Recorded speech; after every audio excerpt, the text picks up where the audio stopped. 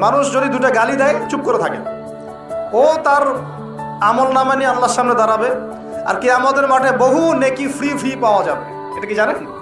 কিয়ামত অনেক নেকি বিনামূল্যে ফ্রি ফ্রি আসবে আমল নামায়।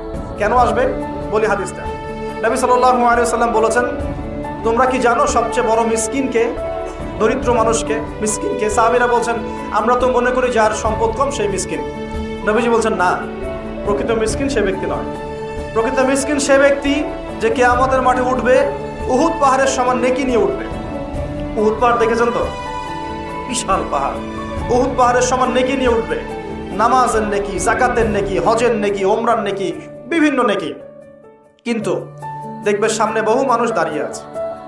কেন দাঁড়িয়ে আছে?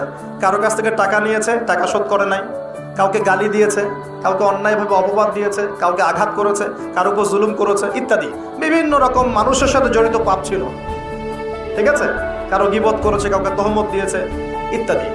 এখন আল্লাহ পাক বলবেন, এই ব্যক্তির নেকির যে পাহাড় আছে এখান থেকে নেকি নিয়ে ওদেরকে দিয়ে দাও। বলেন নাউজুবিল্লাহ।